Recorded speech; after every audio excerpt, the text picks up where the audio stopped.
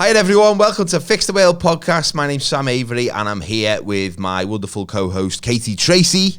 Yo guys. Getting more streets every week, Kate. I try. I'm down with the kids. You've got to be, haven't you, these days? Top Marks and Spencer, you get me, bro. We say M&S in the hood, baby. So this is the podcast where we fix a topic every week, and this week we're going to be fixing work nights out. Work nights out. Yeah, with the Christmas season. Do they need fixing? Coming. Do they need fixing? Do they need binning? Do they need banning? Find out in a bit, because we'll get to that in a second. But what's going on in your world, Kate? Right this minute. Apart from breaking the microphone. Right this minute, I'm just trying to fix me. Yeah, fix the mic. Fix the wheel. Fix the mic. Fix the mic. If you build it, they will come. You know that song, We'll Just Wreck the Mic by Ant and Dec? Yeah. We should have been on the B-side fixing the mic. Or we could have just been in the recording studio, smashing the recording studio up so it was never made. Do you like Ant and Dec?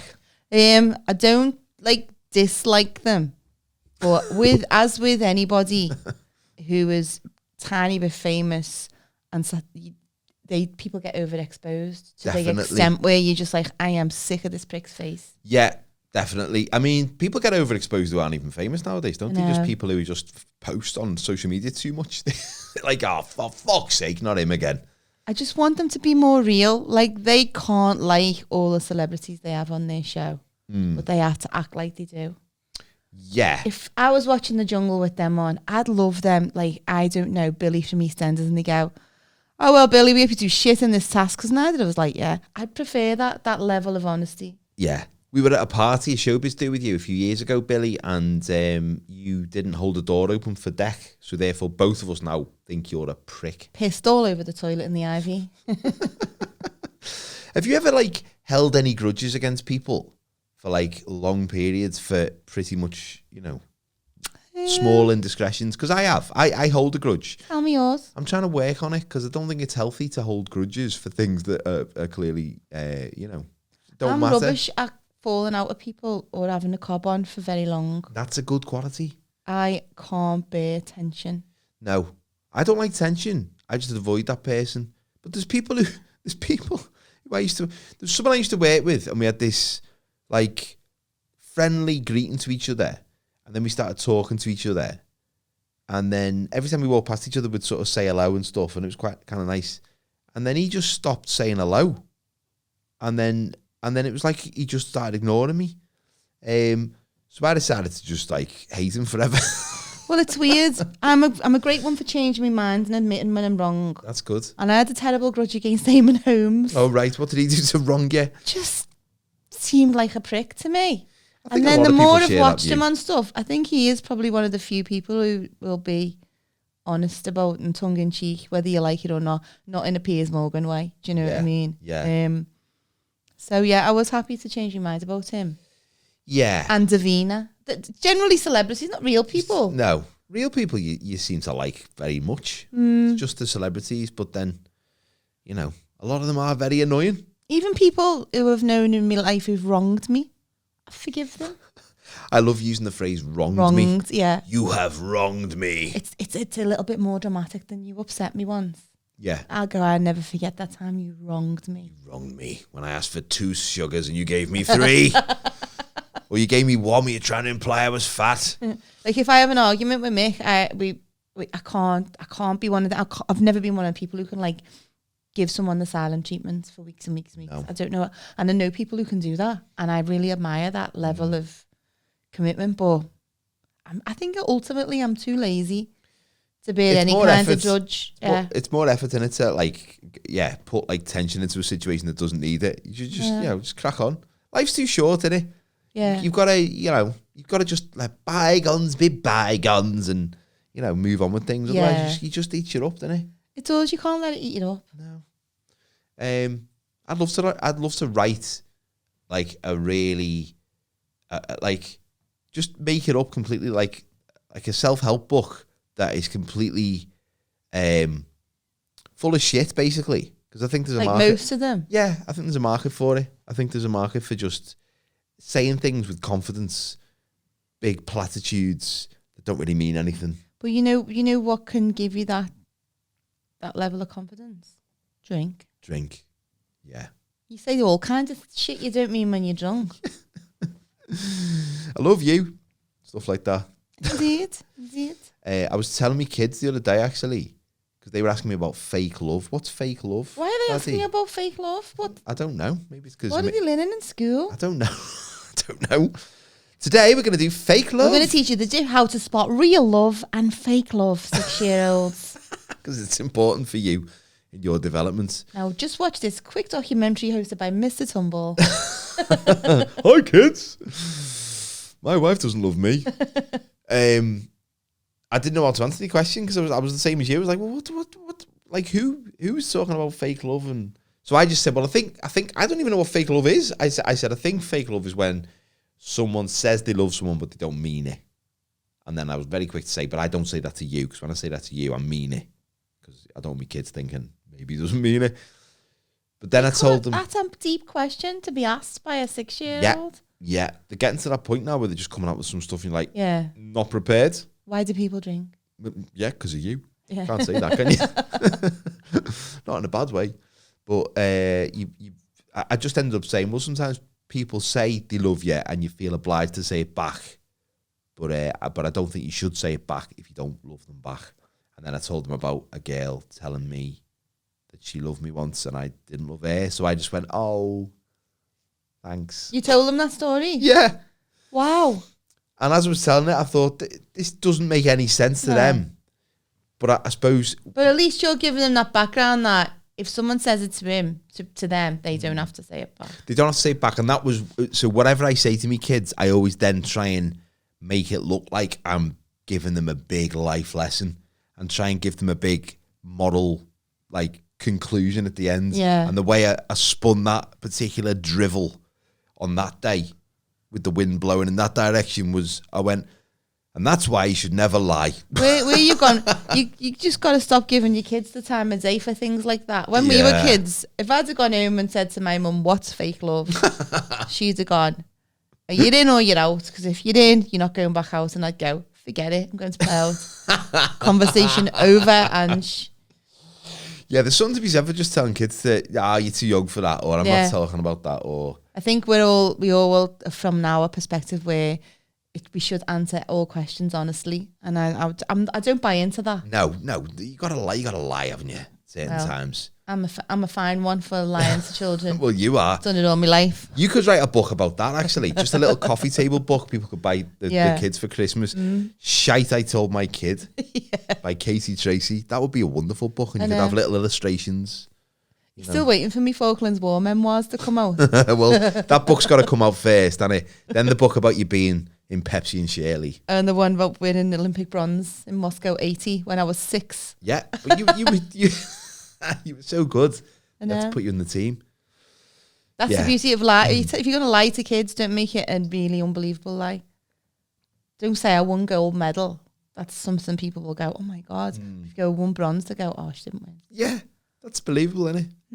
There was a lad in our school who used to lie about everything. He used to say, like, and he'd lie and then we'd remember all the details and then ask him again and he'd make up, the details would be slightly different. So there was always kids like that in our school. Yeah, he said his dad found a parrot in the park and it was like a really rare breed. So he took it home and looked after it for a few days, nursed it back to health. And then his dad sold it on the black market for $8,000. Well, here's a true story. My granddad had a license to import wild animals. Did he? Yeah. Was it real? It was a real one. No, really. How did he get that? So he was in the Merchant Navy. Oh, right. And a lot of people did it in those days. This is like in the 60s, 50s and 60s. And so he'd just like bring monkeys and parrots home and that. Really? Yeah. Oh, that's amazing. Remember when he was in hospital before he died and his brother was there and he was telling us this story about, because he was the youngest, my Uncle Tony, and he said, so we went away to sea and then he came home and he walked up the path, opened the door, and there was just a monkey sitting on his shoulder. And he said, and he just went, mind that monkey, I'm going for the bath. And he passed him the monkey and went upstairs, and then the monkey was crying after him, hanging on the door handle. Because he missed him, because it had been in the cabin with my granddad all the way back from wherever, South America. And then he came down already and went, right, I'm going to the pub. I gave you some money to mind the monkey. And he said the monkey cried all night after him. And then the next day, he like took us to, because do you remember, you might not remember this, when I was a kid, if you went to Southport, there was always like some weird man with a camera and a monkey, a yellow monkey. I don't remember and that. You could get your picture taken with the monkey on your shoulder. Could you? And it was one of those kind of monkeys. And Yeah. he just took it to Southport and sold it to some photographer. Oh. And we always had parrots, which he imported. Well, he'd never imported, he just bring He them just with brought them back. him. So his cabin was like Dr. Dolittle coming Yeah, home. it sounds like it. The idea of a monkey crying though because someone's gone to the pub, it's just like tragic, isn't it? Little monkey. But he friend. cried when he sold them to that guy in Southport, didn't he? Not Southport, No. please. It was when he started doing it with his own kids. Just sold them some fella in Blackpool. Just some fella with a Mac. So tell everybody what we do, Sam. We fix stuff. As if you don't know by now. In fact, fixing didn't find us. We found fixing. I've said that wrong, haven't we? This is. I think we need like a. I'm always on about catchphrases, but I think we need like a calling card line that people say, like at the beginning of like a 70s. Answers pop on a show. postcard, please. Yeah, maybe we could do a competition one day. But anyway, let's not get into that right now. We're here to fix a different thing each week. This week we're going to be fixing work nights out. One of my favourite things ever. Are we going to have a work nights out this year? We've got to. We should do like a Christmas Yeah. do. Just the two of us. Just the two of us. Bitching about each other behind each other's back. Fucking hate working with her. She's always there with her bloody ideas. Shite. Yeah. So work nights out. I've not been on a work night out in a while because I've not worked in an office for a while. But and I'm generally self-employed, so going out on a work night out now would be very, very strange. The Liverpool comedy circuit used to have a Christmas night out. They haven't had one for a couple of years. Yeah, but unless they have, and I wasn't invited. Yeah, maybe. Yeah, no, I still go. Yeah. No, I don't think I ever went to that because it was always in January, wasn't it? It was. Well, there was a couple in December. I don't know I think there was one in January, but I didn't go to that one. But the ones it was always on a Sunday night because that was like historically like a quiet night for comedy. And the ones I went to, it was just carnage. Starts off nice, everyone's in the Christmas jumper, in good spirits. And then by the end of the night, people are just falling off the chairs and going straight to sleep on the floor. And karate chopping wood. Yeah, but it's got to get out of hand, or else it's not really a work night out, is it? Especially at Christmas. And even like through the year, you want these things to be absolute bedlam, don't you? Yeah, what's the worst night? Christmas or the best? The worst and the best is usually the same night. They're the same thing, aren't they? I think when I used to work in a pensions company about 18 years ago, and we had a work night out, and it was one of those jobs where nobody liked working there. Yeah. Like it wasn't a nice atmosphere. It was just a terrible job. The bosses didn't like reward you. They didn't give you any, like, you weren't allowed to eat your lunch at your desk. You couldn't have a packet of crisps at your desk. I'm not allowed to do that in my job. You're not? Right, okay. Well, you don't want to get yourself into trouble. But depends how you eat your crisps, doesn't it? Some people, if you're pouring it from the bag, I mean, I can see that. Drinking them. Drinking them like a That's how like you know you're shot. working class, when you drink your crumbs. And we went out, and it wasn't free drinks, but it was one of them where there was like several work nights out in the same venue. Oh, So that was interesting anyway. People were getting pissed, and then this one lad who'd been lovely all year stood on the table and pulled his kecks down. And I mean, that's a way moment. It was a total way moment, and we all laughed. And some of us were clapping because at the time it felt like he was doing something that needed to be done. But the bosses weren't very happy, and then he didn't come in the next week. This was on a Friday night. He didn't come in till I think the Wednesday. He said he was ill, and then he came in and he got sacked. Oh, So that was probably the best/worst one I've been to, or certainly the most incident-packed one. I'll tell you what happens in one of ours. I'm not going to say, I can't say anything that would identify the person or company, but I worked in this company, and just before Christmas, this lad started, and he was just like a normal lad, and he was dead quiet, it seemed, and whatever. And we had this Christmas night out. We used to go to the same place every year. We had this Christmas night out, and there was a karaoke, and he hadn't come on the Christmas night out because he'd only just started in the place and he didn't know anybody. And he turned up about 10 o'clock, half cut, been out with his own mates, and went and just stood by the fella who did the karaoke because he didn't really know anybody. And then he pointed at one of the directors and went to the karaoke fella. And she's like an older lady, and I mean lady. And he went to the karaoke fella, yeah. And he went, yeah. And he went, I'm shagged here. Is this on the mic? No, just so the karaoke fella onto one side. But what he didn't realise was the director, who was the lady was actually from like by ours, and the karaoke fella was one of her brothers. Oh no. And he went, that's my sister, lad. Oh, and he was like, no. And he just like made a sharp exit, and we were like, oh my God, imagine. I was like, there's no way he's coming back into the office. But to his credit, he came in and he fronted it. He sent an email to everyone, publicly apologising, and that was the end of that. And to be fair, the lady in question was just like, everyone gets drunk and does stupid stuff. True. She was sound about it. And I did shag him. so fair play. He wasn't lying. But that was a good one. That's just, people embarrassing themselves and doing the wrong thing. It's just that easy to do, isn't it? Because you're cooped up in this like work environment where you've got to act in a certain way and be prim and proper. And just slowly that valve gets released and just... Well, you spend more time, if you work full time, you spend more time with the people in work than you do with your family sometimes. And you grow close, but it's like Stockholm syndrome. It's like they become like your family. So some days you love them and some days you hate them. Yeah. And depending on how much you have to drink, that can spill over into bad arguments and murder. And then the next day you feel terrible. Or passionate lovemaking. Exactly. Yeah. On the photocopier. There was one lad we worked with years and years ago. I think we all like necked him at some point. And like, because he was like, like friends and all. He was just, the best looking lad of the bunch. So I think we all had a little turn on him. Yeah, have a little go. Only club necking, by the way. Club necking, yeah. Not. We didn't pass him round like a... like a piece of sex toy. Like a sex sausage. No. I've worked in a few places where there's been like a lad or a girl where everyone fancies them, and it's like for both sexes, it's often the case of like big fish in a small pond, because like anywhere else, no one would really look at them because everyone else just kind of looks a bit troll like. Yeah, this person. There was a lad like that in our office, and he probably just. There was a lot of like ex-students. When you go into your first job, and there's a lot of ex-students who do a degree in like economics and then go, I can't get a job in economics. I'll go make in a call centre.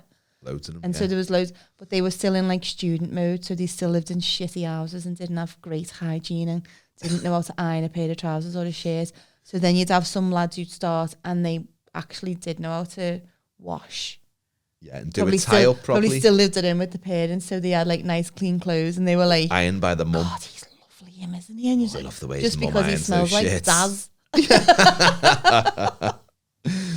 Yeah, it's funny that, isn't it, when a new person starts. It is like...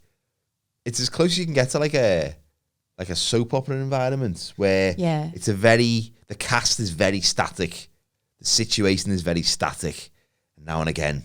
You'll get this new character who wanders in and they'll either cause absolute murder or they'll be like the dreamboat. And you can see, I remember my mate, actually, Chris, when he started, I used to work in a bank, NatWest Bank. I'm not saying it untoward here, but it was a shit job. And he turned up and he was exactly what you say. He lived in his mum's, but he had a lovely suit on that he bought. And it's only because he'd been doing the trolleys on Sainsbury's for 6 months and he thought this was a proper job and he hadn't started yet.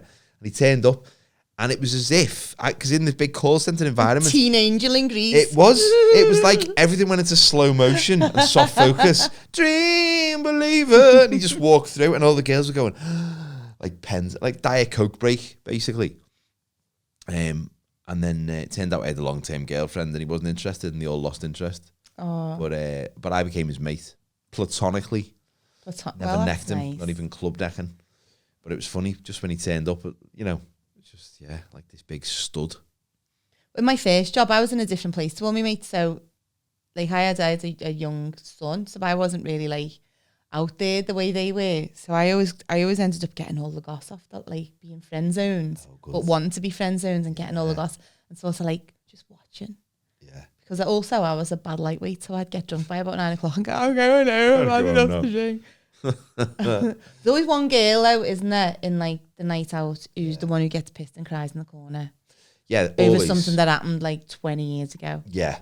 or something that like a boy they fancied or a friend they've got has not sat next to them, or some minor indiscretion. But it's like 1 minute, they're the ones who are like 1 minute on the table, on the pole, life and soul.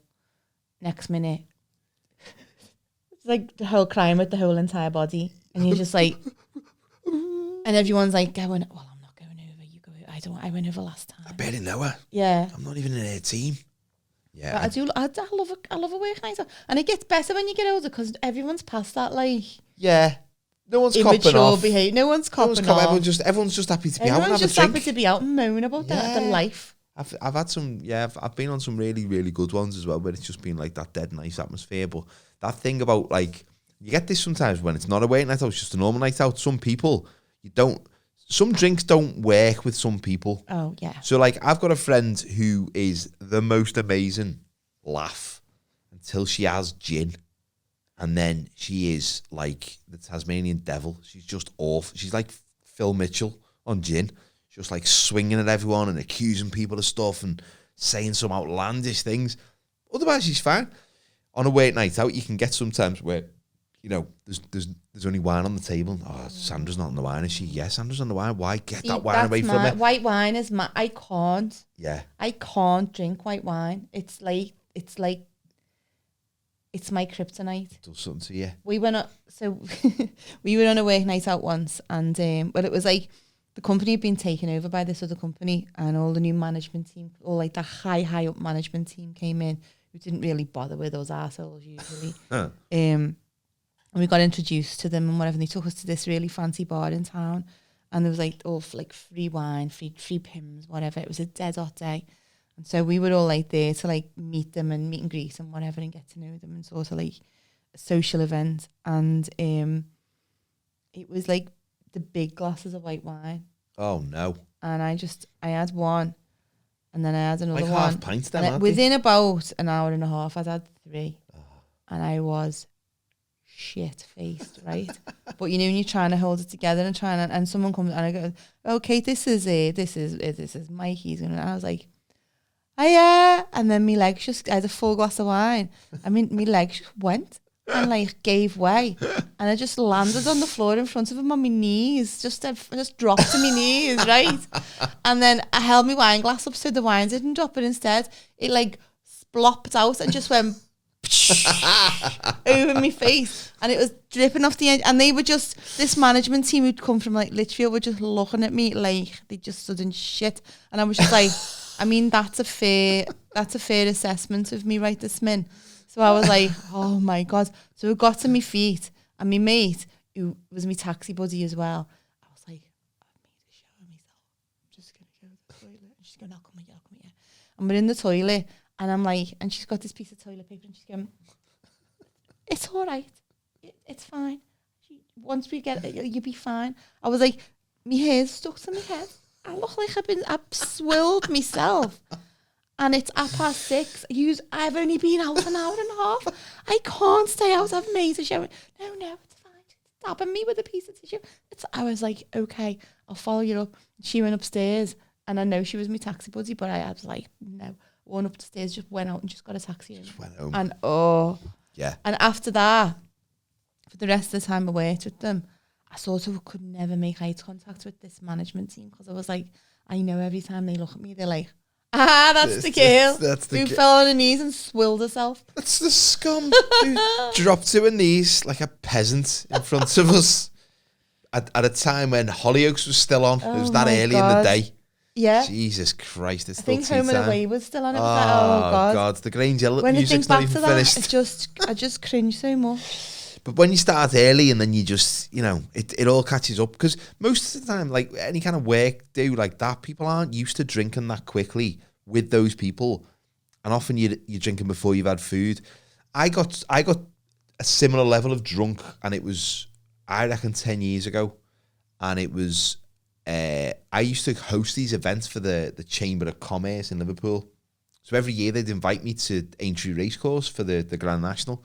But it was on the Thursday, I think it was, Liverpool Day, I think it's called. And it was in the VIP lounge. It was all free. It was all free ale. You get there at 10 o'clock. It's all free ale, bringing it to your table.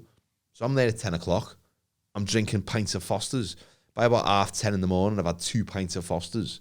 I'm shit-faced already. Then it gets to lunchtime, we have a bit of food. By about 4 o'clock, I've had about 12 pints of Foster's, say. Then the wine comes out. Had a bit of wine, very drunk. Then my wife, who was with me, left to talk to some other people. And then they put bottles of whiskey on the table. I just started drinking Bell's whiskey. It's monkey whiskey as well. It smells like sweaty feet. Oh, it was awful. I was all right. I was pissed, but I was compos mentis when she left the table. She came back about 20 minutes later, and I could not speak. I knew what I wanted to say, but I could not say it. It was like I had a stroke.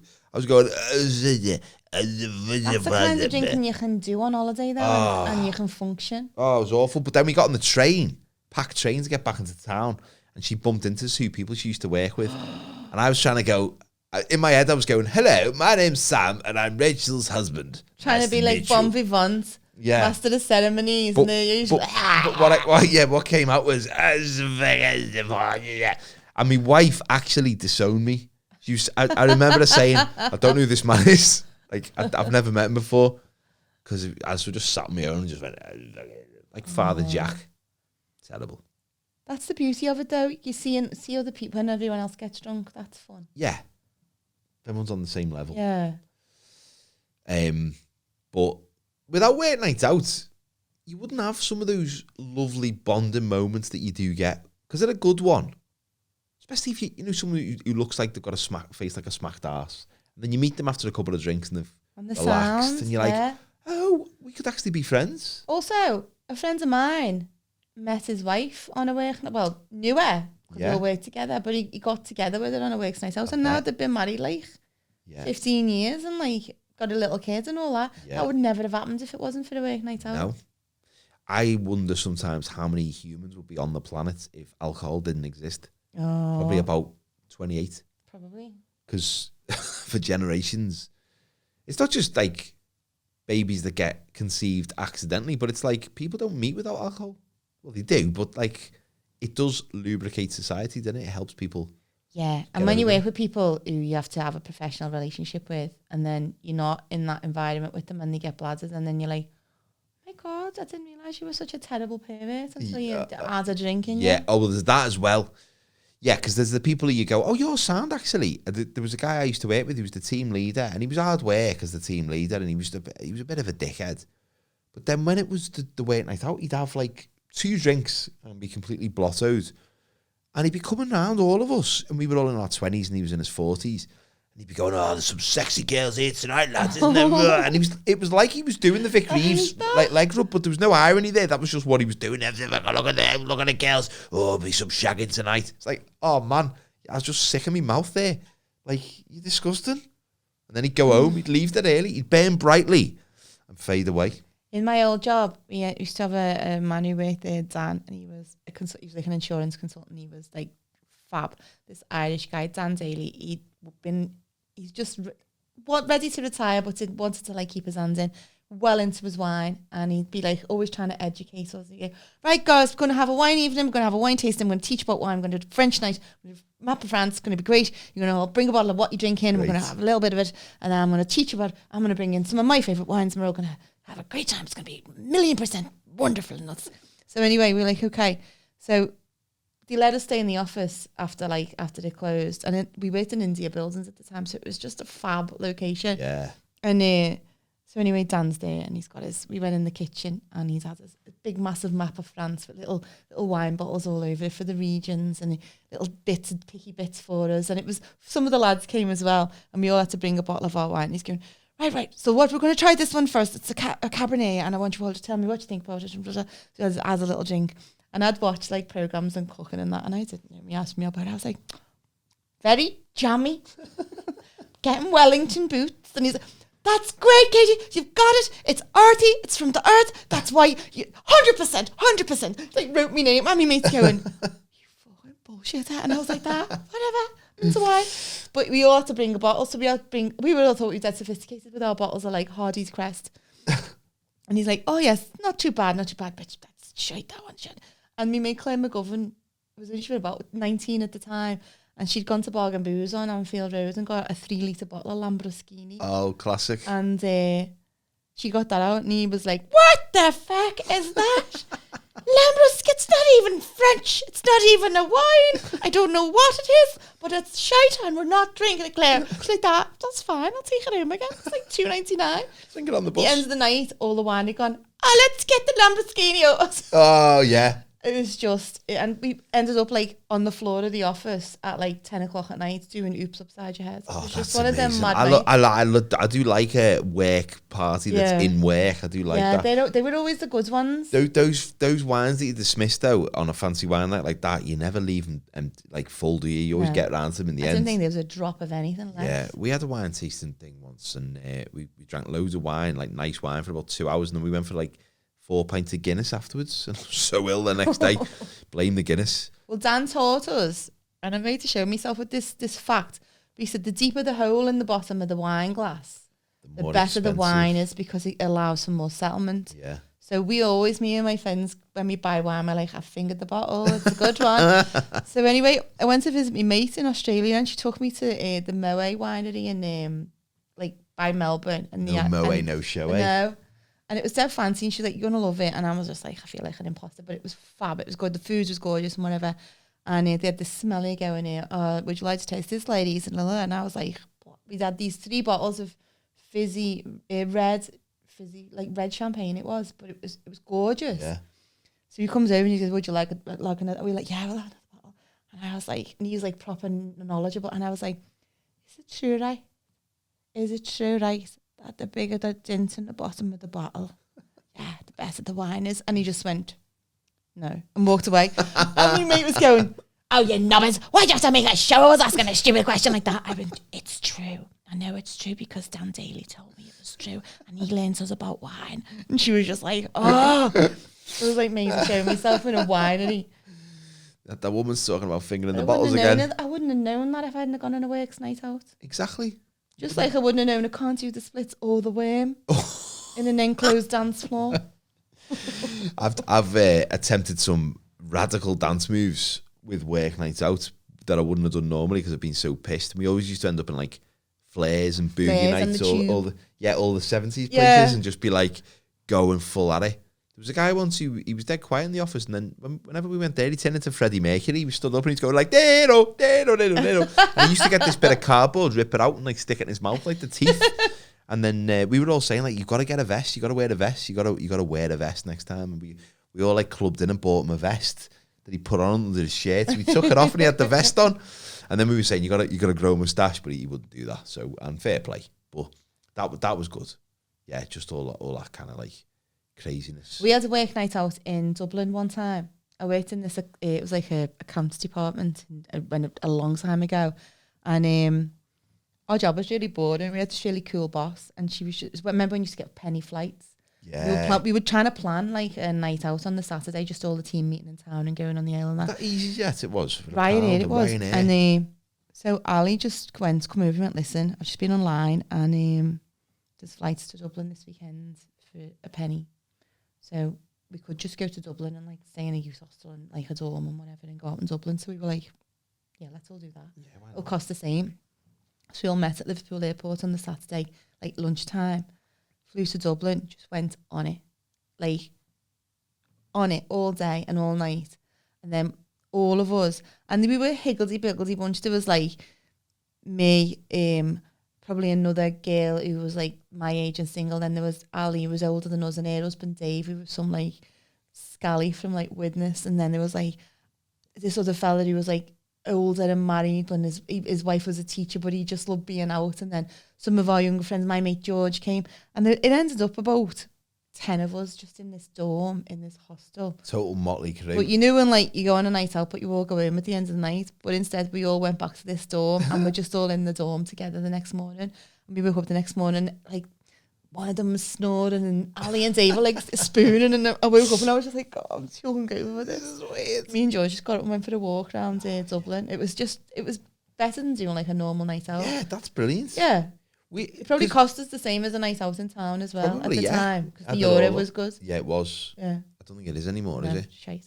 But the big statement work night out, like where like some companies they'll hire a mansion and they'll I worked in one place where they hired a mansion and then they got these like themed party makers or whatever they're called to come in and do a James Bond style party. Yeah. And they must have spent like 50 grand on this. Meanwhile, we're all on about 7 grand a year. And we're all like, fuck it, can't you just pay us more money and jib that off and we can just go to the pub? Because we're all hating I've been to some of them themed Christmas night outs though. They're dead good. Have you? I went to a James Bond one, Russia with Love. It was dead funny. So they were like, is everyone coming on the Christmas do? It's in the safari park, but it's like in a... Safari I know. park? The safari park had this like big function thing. They were like, it's like a James Bond theme. It's from Russia with Love. And this girl who worked with it, she went, I don't like immigrants. What? I went, what are you talking about? And she went, from Russia with Love. And I went, it's a James Bond film. And she went, oh no, I thought you meant there were going to be Russians there. Oh, I'll go. And I was just like, fucking hell. Don't want you to go now. That's a nice little insight into your personality, Deborah. Don't like immigrants. And really you didn't need to tell everyone that. There's like guys in it was proper like cliches. Yeah. Guys in fairy hats doing all that weird dancing and that. Yeah. But it was fun. I've tried to do that dancing. I can't do that dancing. That's very difficult. That's a young man's dance. At my core is not strong enough for that whatsoever. How would you fix work nights out? I would just go back in time to when I wasn't as mature and but with all the hindsight that I've got now. Oh, well, that'd be a wonderful thing. That would be a way to fix it. Just go around people giving advice. No, don't, because in 12 years you're going to be like divorced from them. So you could be like the guy from Quantum Leap, basically fixing all the wrongs. Imagine that. The Quantum Leap guy, but just for work's night out. Imagine that episode of Quantum Leap. Oh boy, I'm in the tube. What have you got to do? Well, he's going to finger her in the toilet. You need to stop that right now because he's going out with her. Kevin's wife's about to find out that he's... Yeah. How would you fix them? I mean, I like the idea of the time travel thing because, to be honest, my recollection of work nights out is probably positive in the main because I just used to... I think at a certain point in your life, before I started comedy, so Friday and Saturday night I wasn't working. So Friday night, every week, in certain jobs, when there was a good group of us, we all hated the job. We knew none of us were going to stay there. So we didn't really care about the job. But Friday night, we were all in our 20s. We'd all finish and we'd go to this bar called Cooper's near the Liver building. And it was £1 a pint. There was always karaoke on. We'd always go for one and we'd end up staying out till midnight. And it was just fantastic. So I think the way I'd fix them would be to try and recapture some of that now. Which is difficult when you're 40. Without going in on a Monday, like, everyone knows what I did on Friday night. One time I went on a works night out and we ended up in this club in town. And there was this is embarrassing, there's a butty shop underneath our work called Bagels. And the guy who worked it, he owns it, Mario, like we were out. We were in a bar, or we were in a club, we were in a club just having a dance and that. And then it was my turn to go to the bar, and I was like, I've got no money, like, I'm going to have to go to the bank. And I was dead late and that, and I was like, I don't want to leave here and go to the bank because I'll go home. And then I spotted Mario in the corner from Bagels, and I went over and I went, Mario, here a minute. And he was like, oh, all right, what are you doing? I was like, oh, my mate, can I just ask you a favour? I went, just lend 20 quid till Monday, and I'll give you it back. I'll come in the butty shop on Monday morning with the 20 quid. And he went, oh, yeah, that's fine, yeah, give me it, right? And then I went and got it out. So like everyone's like, oh, what are you like, your outfit shoe? And I was pissed. Yeah. I'd never do it now, but I have done it since. And I was like, oh, anyway, I did, went to the bar and whatever. And then on the Monday, I had to slope into Bagels, and like all the girls in the butty shop were like, what? And I was like, oh, we already should 20 quid back. Like, I felt ashamed. And it turned out Mario was a terrible loan But shark. then it happened again.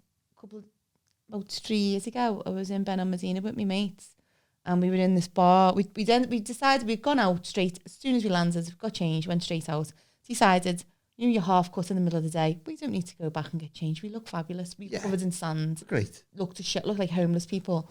And then we ended up in this bar called Mombasa, right? And it was a dead good atmosphere. And it got to about 10 o'clock and I went like, listen, girls, the kitty, got no kitty left. So we're going to have to go back to the room. But I know if we go back to the room now, we'll all just go to bed. So I was like, I'll just go in, because you go past bars and the bar's like, ladies, come in, have drinks. I went, wait 1 minute. So I went over to the fella who was outside doing all the things. I went, listen,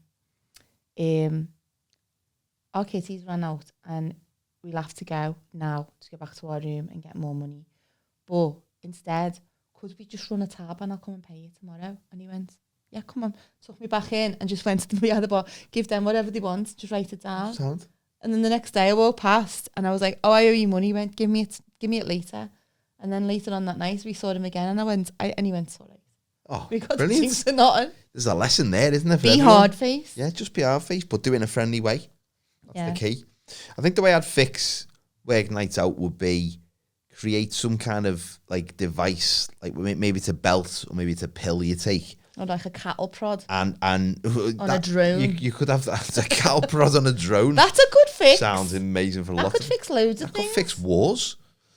But so no, if your behaviour gets past a certain level of acceptability, the belt gives the image that you are actually behaving yourself. So The belt's like, she's starting to fancy the lad from IT Yeah. with the Atari t-shirt. yeah. Let's shock her. Oh my God. Yeah, I nearly necked him then. Thanks for that. Jesus Christ. I'm just, that song's coming on. I'm going to do the Russian Cossack dancing that I can't actually do. That'd be great, wouldn't it? You'd have that for all sorts of ages, couldn't you? So I think what we need to do with this podcast is probably team up with like an inventor or a developer, and some of these madcap ideas we could perhaps. That'd be great. You know, Is there any, what kinds of inventor though? You just have to be one of them like You're a mad scientist. you've got to be mentally unstable, I think, first of all, and you've got to have had a lot of knockbacks in your life. Some inventors only invent one type of thing. We need a kind of somebody who's on the same page as us. We need Dr. Emmett Brown from Back to the Future, who's just going to take a chance on us. And is not averse to shocking people in My the head. granddad was an inventor.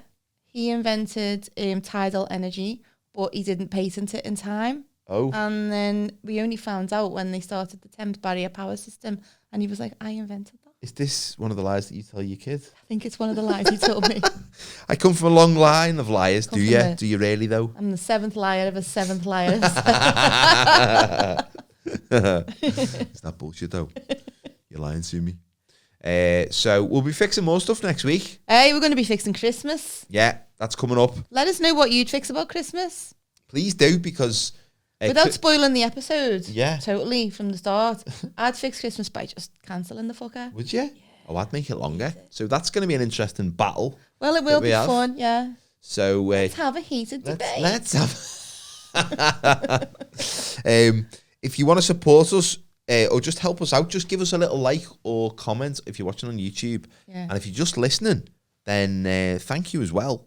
But you can give us a little review on the podcast platform that you are listening on. Feeling generous? Send us some scratchies. Or, yeah, Money, postal orders. please, postal orders, bonds. Nah, only messing. We just want you to follow us and yeah. share us. Tell your friends. Like Batman says, I want you to tell your friends about me. That wasn't that the Godfather? Maybe it was. I was got dead too confused. Who's the one who had Robin? That was Batman, wasn't it? Imagine the Godfather and Robin wouldn't have been a good, it would have been a good spin-off, wouldn't it? It would have been a great comedy movie. Yeah. Yikes, Godfather! Yeah. That man's disrespected your family! Holy Las Vegas, Michael Corleone. So, yeah. Maybe we should fix films again. We're always on action movies, but we could fix some films, couldn't we? Yeah, another genre of films. But so much to fix. So So little much time. to fix. Who knows what's coming next? But it is going to be Christmas soon. So, yeah. Get to us with your fixes for that. And in the meantime, we will see you next week, folks. Oh, we're going to dress up for the Christmas episodes as well. Woohoo! You need to dress up as well, You need to dress up. Send Please. pictures. if you're listening. Yeah. Thank you very much. See you soon. All you 23 people. Yeah. 23 viewers on YouTube. Everyone listens to this podcast. So I what want we're to say trying hello to to do, each and every one of you. trying to transfer more of the listeners over to the YouTube. Now, I don't know if it's because we look the way we look. Maybe that's just not attractive to a YouTube audience. But we know the people on YouTube are enjoying it. So, you know. Tune in, share. We're needy. We love ya. Maybe we change the angle for the YouTube. Yeah. We'll get more viewers. Ass cam. Ass cam. So, anyway, enough of this. See you next week. Bye.